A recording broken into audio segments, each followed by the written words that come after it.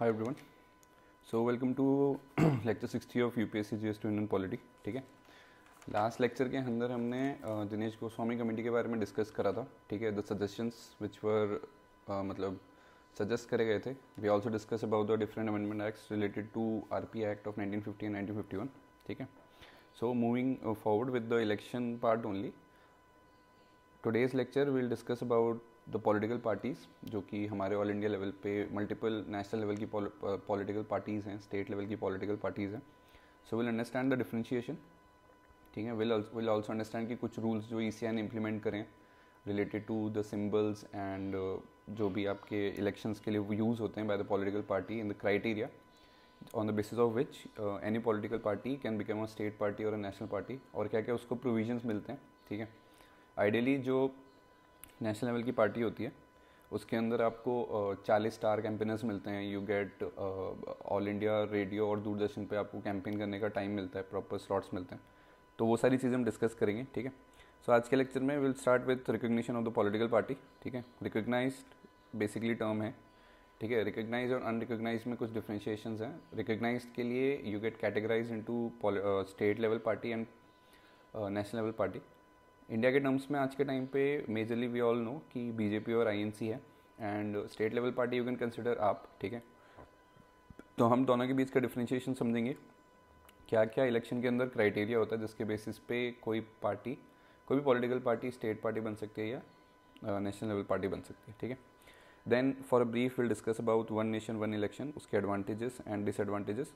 ठीक है, then will understand a very important topic that is your criminalisation of politics. ठीक है, जिसके अंदर जो भी हमारे पॉलिटिक्स के अंदर इलेक्टेड मेंबर्स होते हैं, ठीक है, जिस परसेंटेज के जो क्रिमिनल रिकॉर्ड्स हैं या जो you know there are certain criminals who are getting involve in politics, multiple candidates के ऊपर मल्टीपल टाइप्स के चार्जेस होते हैं या क्रिमिनल केसेस ओपन होते हैं जो कि या तो लेजिस्लेटिव में पड़े होते हैं या उन पे यू नो इंक्वायरी वगैरह चल रही होती है। सो बेसिकली पॉलिटिक्स के अंदर involvement of criminals who are getting elected and getting the power, उन सारी चीज़ को हम डिस्कस करेंगे इन क्रिमिनलाइजेशन ऑफ पॉलिटिक्स। ठीक है, सो थोड़ा सा हमने चेंज करा है format, the way to represent the lecture. ठीक है, so this will be the content for today lecture 60। Right, तीन चीज़ें हम प्राइमरी डिस्कस करेंगे। So let's start. First and foremost आपका जो रिकग्निशन है to a political party, firstly आपका जो क्राइटेरिया है that is your state party and, ठीक है, and another one is your national level party. ठीक है,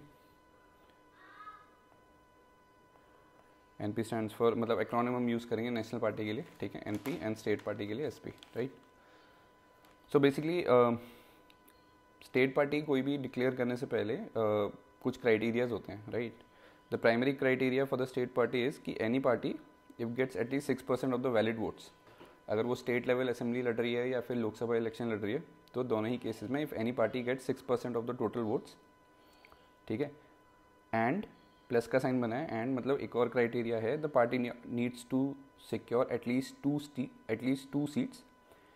ठीक है, स्टेट असेंबली इलेक्शन में एटलीस्ट 2 सीट उसको सिक्योर करनी पड़ेगी, और लोकसभा इलेक्शन के अंदर at least 1 seat alongside with 6% of the valid votes उस पार्टी के फेवर में आनी चाहिए। ठीक है, सो ये एक क्राइटेरिया है पूरा। दूसरा क्राइटेरिया है to become a state party, the party needs to win 3% of the total seats in assembly of the state. ठीक है, टोटल जो भी स्टेट असेंबली का इलेक्शन है उसके अंदर अगर 3% का जो टोटल वोट्स है वो उस पार्टी के फेवर में आता है, ठीक है, तो वो एक स्टेट पार्टी डिक्लेयर करी जा सकती है। ठीक है, और या तो 3% जीत जाए या फिर 3 सीट से ज़्यादा जीत जाए। ठीक है, मतलब न्यूमेरिकली स्पीकिंग 3 सीट्स अगर वो जीतती है और वो 3% ऑफ द टोटल वोट से ज़्यादा है, then only that party will be considered as state party. ठीक है, बट अगर 3% of the total votes is less than 3, the number as 3, तो फिर वो स्टेट पार्टी नहीं मानी जाती। ठीक है, इधर एग्जाम्पल भी दे रखा है, अगर 50 सीट्स हैं तो 3% अगर मैं डिस्कस करूँ तो that is around 1.5 which is considered 2। So obviously 2 is less than 3, so in that case your state party will not be declared because यहाँ पे वो क्राइटेरिया फुलफिल नहीं हो रहा। ठीक है, now the fourth criteria is, अगर कोई भी state party if it wins at least 1 seats in Lok Sabha from every, हर 25 सीट में से कोई एक सीट अगर किसी उस स्टेट पार्टी के फेवर में आती है in Lok Sabha elections, then also that party can be considered as a state party. ठीक है। And the last criteria is 8% of the total votes अगर जो भी करे गए हैं उसका 8% अगर उस स्टेट पार्टी के फेवर में आता है then also that party can be considered as state party. ठीक है, तो ये कुछ क्राइटेरियाज हैं स्टेट पार्टी से रिलेटेड। ठीक है, कोई भी पॉलिटिकल पार्टी अगर स्टेट पार्टी बनना चाहती है तो ये इनमें से कोई भी क्राइटेरिया अगर वो फुलफिल करती है तो that party can apply in ECI, और ECI वैलिडेशन के बाद उसको प्रॉपर स्टेट पार्टी डिक्लेयर कर सकती है। ठीक है, नाउ ECI के टर्म्स में कुछ स्पेसिफिक रूल्स हैं। ठीक है, अब ECI के फेवर का फंडा क्या है कि there is a order election symbol reservation and allotment order 1968। ठीक है, 1968 के बेसिस पे जो ऑर्डर निकला था उसमें ECI बेसिकली आपका कैटेगराइजेशन करती है national party and state party में, एंड अकॉर्डिंगली जो आपका इलेक्शन सिंबल होता है वो भी अलॉट ECI करती है, ECI में रजिस्टर्ड होता है। Important thing to understand here is अगर कोई भी रजिस्टर्ड पॉलिटिकल पार्टी है तो उसके पास ऑलरेडी उसका एक सिंबल होगा। ठीक है, बट जो भी ऐसे कैंडिडेट्स होते हैं जो इंडिपेंडेंट लड़ते हैं, ठीक है, बिना किसी पॉलिटिकल पार्टी के सपोर्ट के, और जिनके पास 10 वोटर से ज़्यादा का सपोर्ट होता है कॉन्स्टिट्यूंसी में, वो लोग भी एक इलेक्शन सिंबल सेलेक्ट करते हैं, बट दैट इलेक्शन सिंबल का जो सजेशन होता है वो ECI ही उनको देती है, and they have to choose from, मतलब जो भी ओपन वाइबल ऑप्शंस होते हैं उनके पास कि भाई ठीक है ये 50 सिंबल्स हैं, इनमें से एक आप कोई भी सिलेक्ट कर लो, और उसके बेसिस पे जब EVM के अंदर जो भी वोटर पब्लिश करने जाएगा दैट वोटर कैन, मतलब वो आपके सिंबल पे सिलेक्ट करके आपको वोट डाल सकता है। ठीक है, तो इंडिपेंडेंट कैंडिडेट्स के लिए भी ये चीज़ पॉसिबल है, बशर्ते ECI उनको जो भी अवेलेबल ऑप्शन होता है उनमें से एक सिंबल देता है। ठीक है, अब कुछ पॉलिटिकल पार्टीज ऐसी भी होती हैं जो कि ना तो स्टेट पार्टी होती हैं ना ही नेशनल पार्टी होती हैं, मतलब जो कि ग्रोइंग स्टेट में होती है, राइट, धीरे धीरे बढ़ती है। तो उस केस में कुछ प्रोविजंस सिमिलर हैं, बट मेजर डिफरेंस ये है कि आपको एक तो कैंपेनिंग करने के लिए दूरदर्शन या ऑल इंडिया रेडियो पे टाइम स्लॉट नहीं मिलेगा। स्टार कैंपेनर वाला जो फंडा है, स्टार कैंपेनर,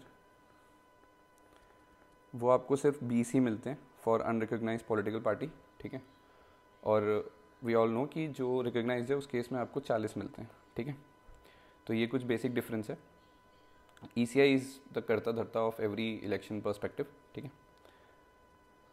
इसको मिटा देता हूँ बिकॉज, ठीक है, so this was the first part related to the state party. ठीक है, now coming to the second type of political party that is a national party. ठीक है, अब देखो कोई भी political party if it wins 6% of the valid votes in 4 और more states in Lok Sabha election, Lok Sabha के इलेक्शन में कोई भी पॉलिटिकल पार्टी अगर टोटल वोट्स का 6% जीतती है और वो 6% 4 या 4 से ज़्यादा स्टेट्स में से डिस्ट्रीब्यूटेड है। ठीक है, एंड मतलब इतना तो क्राइटेरिया होना चाहिए कि भाई 6% of total votes from 4 and more states, plus जब फाइनल रिजल्ट आता है अगर उस फाइनल रिजल्ट में वो पार्टी 4 सीट जीतती है कम से कम लोकसभा इलेक्शन के अंदर, मतलब मेंबर ऑफ पार्लियामेंट्स इलेक्ट होके जाएंगे from 4 seats minimum, then that party can be declared as national party. ठीक है, सेकंड क्राइटेरिया क्या है नेशनल पार्टी का कि भाई अगर कोई भी पार्टी स्टेट पार्टी डिक्लेयर्ड है इन 4 और मोर स्टेट्स, ठीक है, मतलब स्टेट पार्टी डिक्लेयर्ड है 4 से ज़्यादा स्टेट्स में, तो वो political party can be declared as a national party. ठीक है, so this is your second criteria. If the party is recognised as state party in 4 states तो वो आपकी नेशनल पार्टी डिक्लेयर हो जाएगी। ठीक है, थर्ड क्राइटेरिया ये है if party wins 2% of the seats in Lok Sabha election and candidates are from 3 states. ठीक है, ये है कि भाई टोटल वोट जो लोकसभा इलेक्शन में पड़े उसका 2% पॉलिटिकल पार्टी जीतती है, और जो इलेक्टेड कैंडिडेट्स हैं वो 3 डिफरेंट स्टेट्स से, मिनिमम 3 डिफरेंट स्टेट्स से इलेक्ट होके जा रहे हैं, तो then that party can also be considered as a national party. ठीक है, तो ये आपका बाइफिकेशन था बेसिकली नेशनल पार्टी और स्टेट पार्टी, रिकग्नाइज्ड पार्टी और अनरिकग्नाइज्ड पार्टी के बीच में थोड़ा ब्रीफ था। इसका अगर पॉलिटिकल पार्टी से कॉरेस्पॉन्डिंग कुछ भी पढ़ना है तो लक्ष्मीकांत के अंदर पूरा एक चैप्टर है, आई थिंक चैप्टर नंबर 29, ठीक है, पॉलिटिकल पार्टी, उसको जाके आप रेफर कर सकते हो।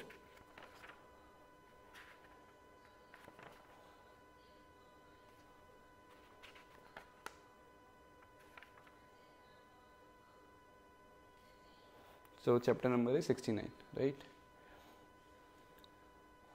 लक्ष्मीकांत में इस चैप्टर नंबर 69, ठीक है। क्राइटेरियाज वगैरह वहाँ पे बहुत सॉलिड लिखे हुए हैं, बट उसका ही क्रक्स है पूरा प्रॉपर लेमन लैंग्वेज मैंने इधर समझा दिया है। So if you want to go and visit, पढ़ सकते हो उधर जाके, ठीक है। Coming back to the next topic, that is your symbol, मतलब डिफरेंट बेनिफिट्स जो प्रोवाइड करे जाते हैं to the recognise political party is firstly ECI जो है उस पॉलिटिकल पार्टी का जो सिंबल है वो रिजर्व कर देती है। That is for example BJP के केस में वो लोटस है, ठीक है। INC के केस में you have a hand symbol, ठीक है। SP जो समाजवादी पार्टी है यूपी की, उसके केस में आपका जो साइकिल का सिंबल है। BSP के केस में हाथी का सिंबल है। So all these things get reserved by election commission of India, और क्योंकि वो कॉन्स्टिट्यूशनल बॉडी है तो उसके डिसीजन जो होंगे वो बाइंडिंग होते हैं with in terms of elections, ठीक है। तो सबसे पहला बेनिफिट यही है कि जो रिकग्नाइज पार्टी है उसका सिंबल रिजर्व रहता है, ठीक है। एंड ऑब्वियसली दूरदर्शन और ऑल इंडिया रेडियो मतलब AIR इस जो फ्री AIR दिया जाता है कि भाई ठीक है आपके पास इतना टाइम स्लॉट दिया जाएगा कि आप अपना कैंपेनिंग कर सकते हो दूरदर्शन और रेडियो पे, ठीक है। वो दिया जाता है to recognise political party. 40 star campaigners are allowed, ठीक है। नॉन रिकग्नाइज पॉलिटिकल पार्टी में इट इज़ 20, ठीक है। और बिकॉज जो टिकट मिलना जिसे कहते हैं पॉलिटिकल पार्टी से, क्योंकि किसी कैंडिडेट को टिकट मिलता है किसी भी पॉलिटिकल पार्टी से तो उसको अपनी कॉन्स्टिट्यूंसी से 10 या मिनिमम 10 या 10 से ज़्यादा वोटर्स का मतलब होता है ना कि सपोर्ट सबमिट करने की ज़रूरत नहीं रहती है at the time of nomination, ठीक है। क्योंकि किसी पॉलिटिकल पार्टी से उसको टिकट मिल चुका है बंदे को, तो वो सीधा जाके नॉमिनेशन भर सकता है on behalf of the political party, ठीक है, जिसने उसको टिकट दिया है, ठीक है। तो आइडियली क्या रहता है कि अगर कोई भी candidate who wants to campaign या हु वांट टू फाइट से इलेक्शन, अगर वो इंडिपेंडेंट है तो उसको अपनी कॉन्स्टिट्यूएंसी जहाँ से वो लड़ना चाह रहा है वहाँ से मिनिमम 10 वोटर्स का सपोर्ट शोकेस करना होता है, एंड देन ओनली ही कैन फाइल द नॉमिनेशन, ठीक है। तो ये वहीं लिखा है लास्ट पॉइंट में कि the candidates of the political party, subscriber कह लो या वोटर्स कह लो, 10 सपोर्टर्स फ्रॉम नॉमिनेशन कॉन्स्टिट्यूएंसी, ठीक है, ज़रूरत नहीं होती, ठीक है। Now another topic here is कि अगर कोई भी ऐसे स्टेट पार्टी है या नेशनल पार्टी है जो कि रिकग्नाइज्ड है and because of any reason उसका रिकग्निशन खत्म हो जाता है, ठीक है, क्राइटेरिया फुलफिल नहीं कर पाती या ऑल ऑफ अ सडन काफ़ी ज़्यादा इलेक्शन के लॉसेस हो जाते हैं, the political party is not able to win any election, तो उस केस में क्या होता है, ठीक है। सबसे पहला इंपॉर्टेंट पॉइंट ये है कि उस केस में इफ़ एनी इलेक्शन मतलब political party loses it's recognition, ठीक है, तो सबसे बड़ा इम्पैक्ट होता है उसके इलेक्शन सिंबल पे, बट इमीडिएट इम्पैक्ट नहीं होता।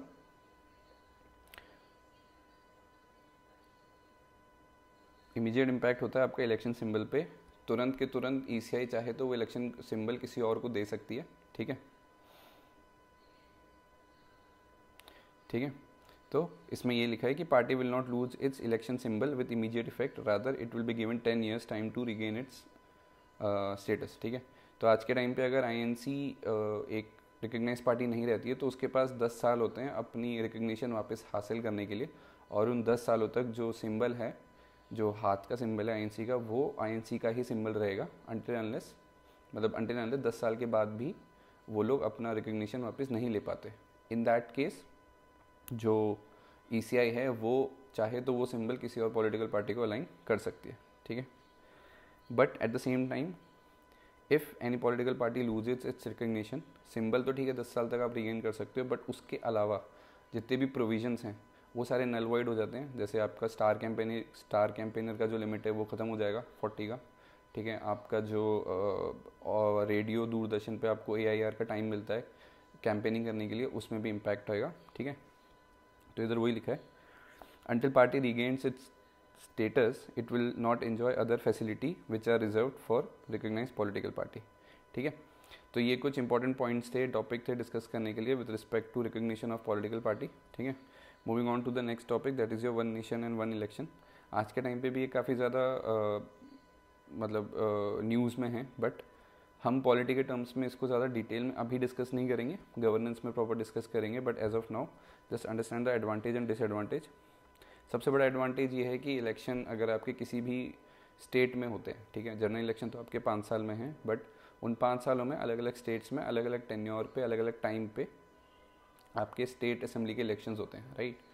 तो क्योंकि रिस्पॉन्सिबिलिटी ईसीआई के पास ही है, तो अगर वन नेशन और वन इलेक्शन होता है कि भाई एक ही बार इलेक्शन होगा जिसके अंदर आपके जो स्टेट की गवर्नमेंट है वो बनेगी और आपकी जो सेंट्रल गवर्नमेंट है वो बनेगी, इसमें सबसे ज़्यादा बेनिफिट है cost of election, because costing eventually tax payers के पैसे से ही दी जाती है। यहाँ पे मल्टीपल पीपल गेट्स इन्वॉल्व, ठीक है, लोगों को हायर करा जाता है, उनकी सैलरी, एडमिनिस्ट्रेटिव वर्क का खर्चा, मेंटेनेंस, ईवीएम को ट्रांसपोर्ट ले जाना, security concern, everything comes with a cost, और इवेंचुअली जो गवर्नमेंट है वही पैसा देती है इलेक्शन कंडक्ट कराने के लिए, ठीक है।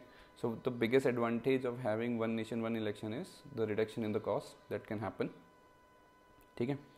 Second is obviously your administrative work, because आप ये देखते होगे कि हर बार अगर इलेक्शन होता है किसी न किसी स्टेट के अंदर, तो बहुत सारी चीज़ें एकदम से मतलब थिंग्स गेट वेरी हेक्टिक, ठीक है। बहुत सारे एडमिनिस्ट्रेटिव वर्क होता है कि भाई रैलीज़ होती हैं, ठीक है, then you have multiple inauguration of projects, वो सारी चीज़ें होती हैं, तो एडमिनिस्ट्रेटिव वर्क एकदम से पाइल्ड अप हो जाता है।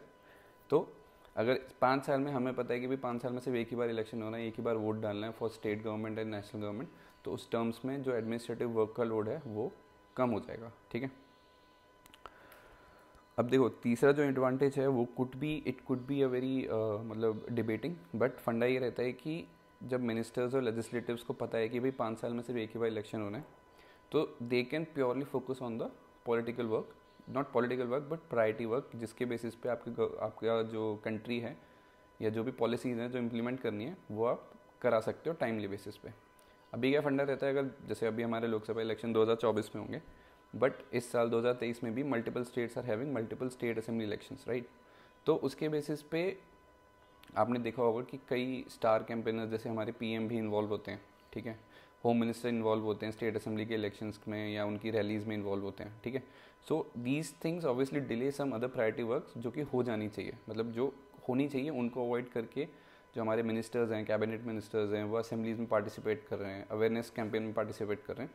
सो all of these things to an extent should be avoided, because जो मिनिस्टर्स का काम है वो है पॉलिसी इंप्लीमेंटेशन, लॉ बनाइए, पार्लियामेंट में डिबेट कीजिए, लॉ बनाइए और उसको इम्प्लीमेंट कीजिए, ठीक है, rather than just campaigning for the voting, campaigning for the elections of state या किसी भी चीज़ के लिए, इट शुड बी अवॉइडेड, ठीक है। तो ये कुछ 3 एडवांटेज हैं for one nation one election. Now corresponding to it there are certain disadvantage also. सबसे बड़ा डिसएडवांटेज ये है कि accountability factor will get reduced. Accountability factor कैसा है, आपने देखा होगा आज के टाइम पे सेंट्रल गवर्नमेंट में जो गवर्नमेंट बैठी है दैट इज़ योर बीजेपी, ठीक है। स्टेट गवर्नमेंट लेवल पे कोई भी सरकार अगर अलग अलग पॉलिटिकल पार्टीज़ की है, तो you can always feel if the work is not getting done. किसी भी स्टेट गवर्नमेंट में अगर काम नहीं हो रहा है तो वहाँ का result it gives a shock wave to the central government also, because अगर आपने देखा होगा राजस्थान में कांग्रेस है, ठीक है, सेंट्रल गवर्नमेंट में बीजेपी है, हिमाचल प्रदेश में पहले बीजेपी थी, अब वहाँ कांग्रेस आ गई। तो अकाउंटेबिलिटी इज़ ऑलवेज देयर कि अगर आपने पब्लिक के लिए काम नहीं करा तो पहले सबसे पहली लात आपको स्टेट इलेक्शन में पड़ती है। देन इवेंचुअली पीपल अंडरस्टैंड कि हाँ भाई ठीक है नेशनल लेवल पे कितना काम हो रहा है, एंड अकॉर्डिंगली पीपल सेंटिमेंट्स और पीपल डिसीजन गेट्स फ्रेम्ड कि भाई नेशनल लेवल लोकसभा इलेक्शन में वोट किस पार्टी के लिए देना है या नहीं देना है, एंड अकॉर्डिंगली, ठीक है। तो अगर वन नेशन वन इलेक्शन आता है तो सबसे बड़ा डिसएडवांटेज ये है कि अकाउंटेबिलिटी फैक्टर खत्म हो जाएगा, because state government national government सबको पता होगा कि 5 साल से पहले तो कोई इलेक्शन होना नहीं है, ठीक है, स्टेट लेवल और नेशनल लेवल पे। तो उस केसेस में अकाउंटेबिलिटी मतलब ऑलमोस्ट ज़ीरो हो जाती है, ठीक है। ना तो second biggest disadvantage of having one nation one election is कि सेंटिमेंट्स के बेसिस पे आप वोट कास्ट कर सकते हो। What I mean by sentiment is, अगर आप लोगों ने 2019 का इलेक्शन देखा था तो we had a very unfortunate stand off with Pakistan, ठीक है, मतलब बालाकोट स्ट्राइक हुआ जो भी हुआ, ठीक है, बट उस ऐसे इंसिडेंट्स की वजह से एक इमोशनल वेव आता है, ठीक है, जो कि आपकी सोचने समझने की क्षमता को श्रिंक करके आपके सेंटिमेंट्स के थ्रू आप उसको वोट देने चले जाते हो कि भाई ठीक है India did a Balakot strike, तो अब हर जगह एक ही पॉलिटिकल पार्टी को वोट दे दो, irrespective what the work they have done at the root level, you know municipality level पे क्या काम करा है या स्टेट लेवल पे काम करा है, आपने एक नेशनल सेंटिमेंट्स को फेवर करते हुए हर लेवल पे उनको सपोर्ट कर दिया, विच इज़ वेरी रॉन्ग, ठीक है, बिकॉज आपने जो प्रैक्टिकल चीज़ें काम होनी चाहिए थी उसको अवॉइड करके you again gave vote to a incompetent let's say, या फिर ऐसी पॉलिटिकल पार्टी को वोट दे दिया जो कि काम नहीं करना चाह रही, ठीक है. सो सेंटिमेंटल वेव्स के बेसिस पे votes can be moved from one wave to the another, so that should be avoided, ठीक है. तो ये बेसिक आपका वन नेशन वन इलेक्शन का बेसिक एडवांटेज और डिसएडवांटेज है. इसको प्रॉपरली हम गवर्नेंस में पढ़ेंगे, ठीक है, बट अभी पॉलिटी पर्सपेक्टिव से इतना काफ़ी है, ठीक है. Now coming back to the very important topic, criminalisation of politics, ठीक है. अब देखो फंडा क्या है. फंडा ये है कि जो भी political and political institutes, political people या इंस्टीट्यूशंस जो भी हैं, they are supporting the criminals to make their work done, and criminals are entering in political framework, ठीक है. Political parties, political institution, multiple national level parties support such candidates जिनका criminal background है, but still for the vote, या फिर जो वो criminals vote bank को support लेके आते हैं या वोट बैंक जिनके फेवर में रहता है, those political parties eventually suggest those candidates even though they are criminals, but still the political parties support those people for the sake of votes, ठीक है. तो इस पूरे प्रोसेस में, इस साइकिल के अंदर आपका क्रिमिनलाइजेशन ऑफ पॉलिटिक्स होता है, जहाँ पे पॉलिटिकल इंस्टीट्यूशंस के अंदर इनएलिजिबल और क्रिमिनल पर्सन्स कम, ठीक है, which can eventually hamper the democracy functioning, ठीक है. अब इसमें समझने वाला पॉइंट ये है कि there are certain subtopics which we need to discuss. सबसे पहला आपका reason behind criminalisation of politics, ठीक है. तो इसमें कुछ पॉइंटर्स हैं, वो लिख लो.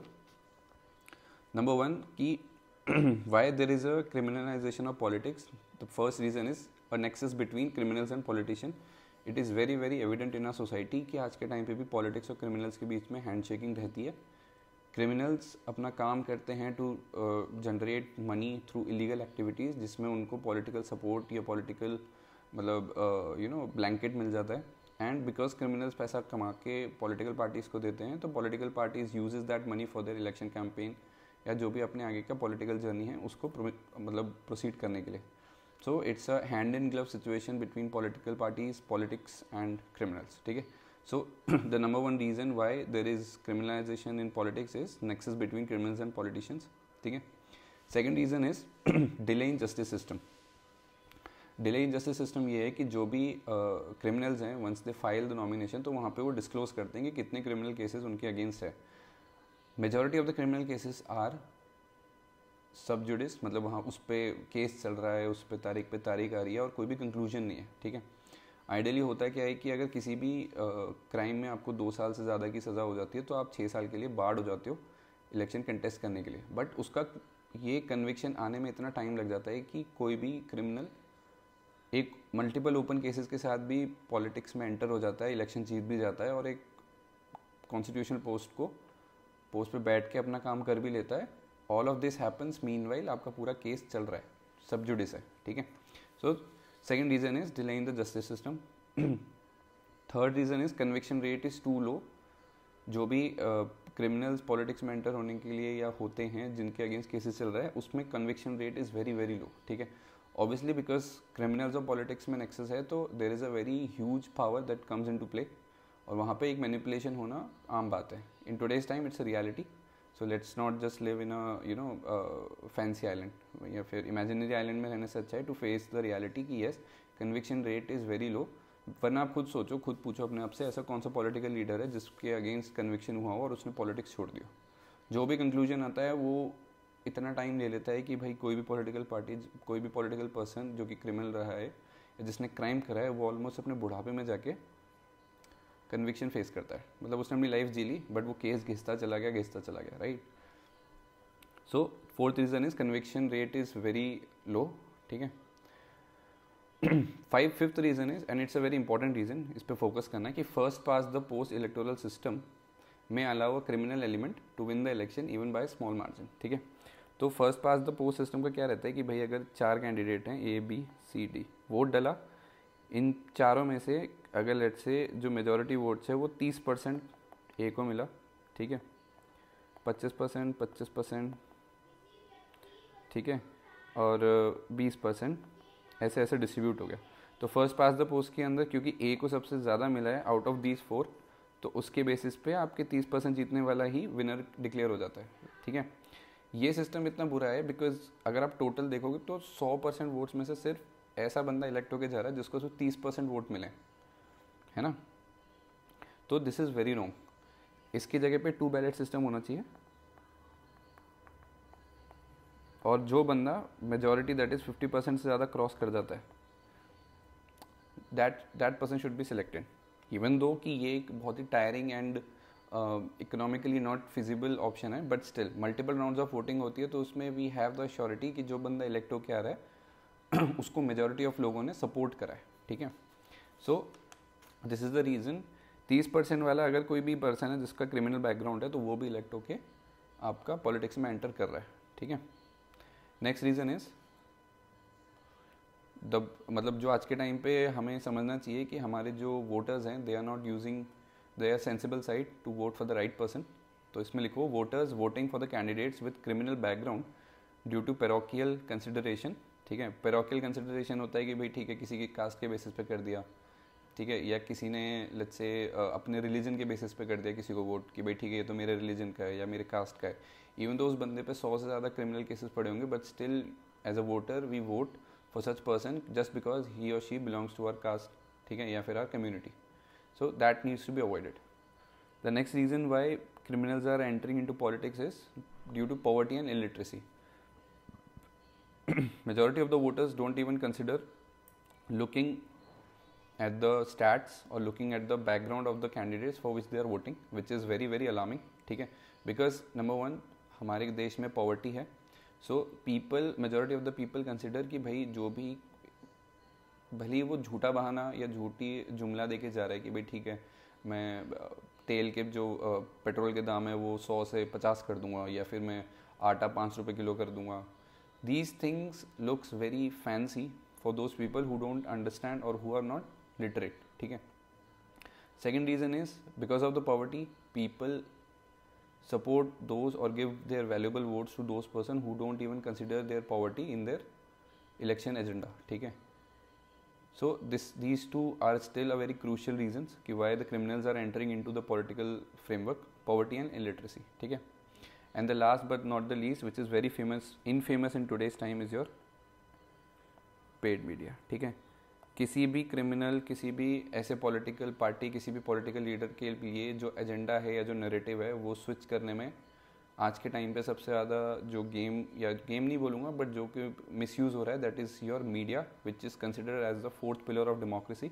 बट आज के टाइम पे because of the paid media people not getting the right news और the right thing about the the criminals who are entering the politics, or the people or those people who don't even deserve to be in the political framework, because the media is not showing the worst side, they are just polishing their image which is eventually harming our democracy framework, ठीक है। So ये कुछ reasons हैं जो कि हम conclude कर सकते हैं कि हाँ because of all these reasons political institutions are getting spoiled by the criminals or the undeserving candidates who are entering into the system, ठीक है। सो इसको मैं थोड़ा मिटा देता हूँ,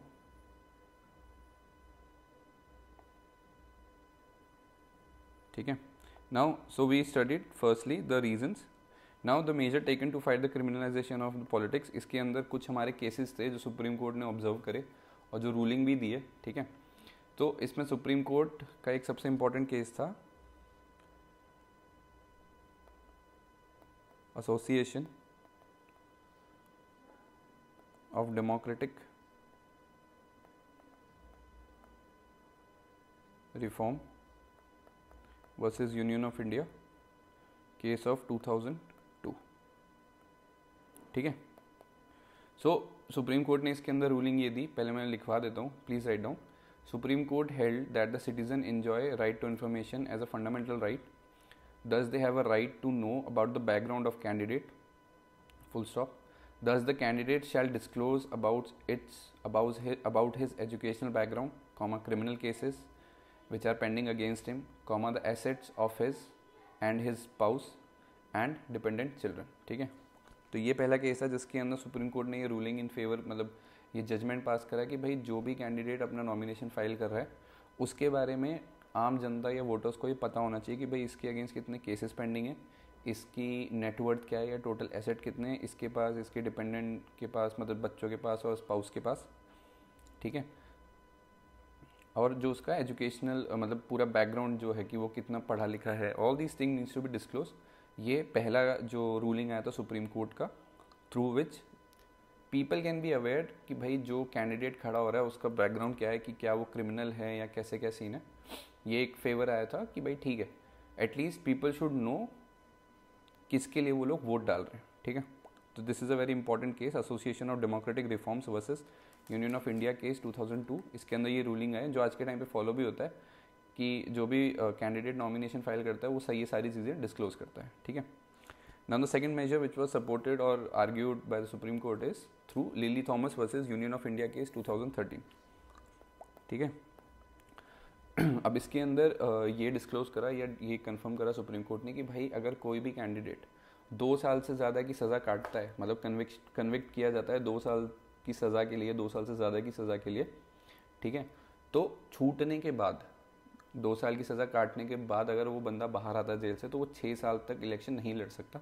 that person will be debarred from contesting elections for 6 years, ठीक है। And obviously if the candidate is in jail only, तो वो जेल से तो इलेक्शन वैसे भी नहीं लड़ सकता। तो इसको लिख लो, under Lily Thomas versus union of India case 2013, if you are convicted and sent to prison for 2 years or more, then you are debarred from contesting election for 6 years after you come out of jail, full stop. During jail time you can't contest any election, ठीक है।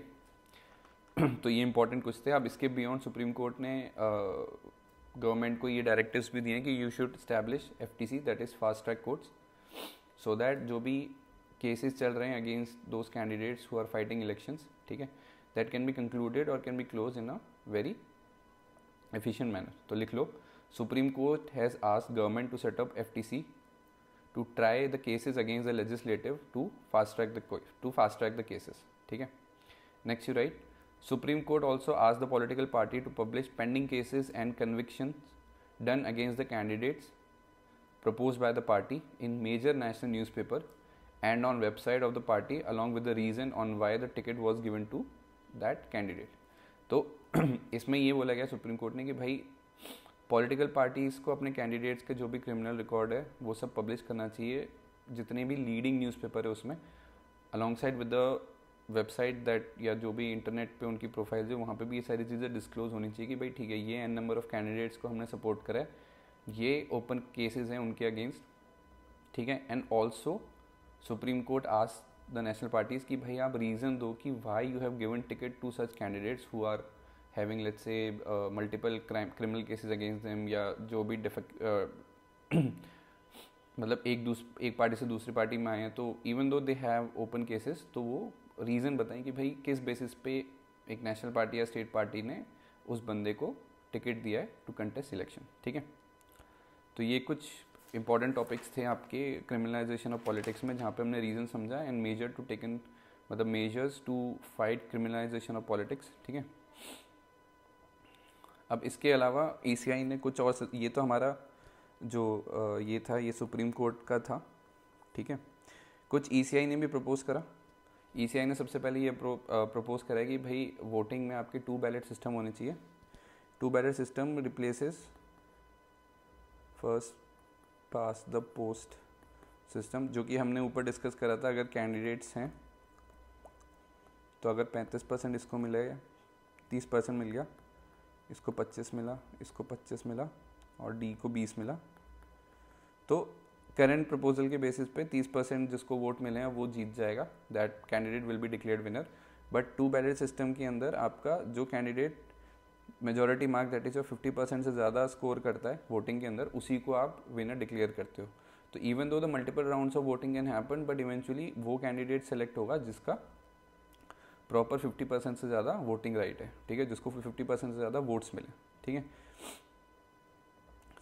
Second suggestion या reform proposed by the ECI was कि introduction of negative vote system so that the voters could discriminate between sincere and negative candidates मतलब positive vote ये है कि आज के टाइम पे जैसे एक कैंडिडेट है उसको आप वोट दे रहे हो तो वो उसका वोट काउंट +1 जाता है, ठीक है।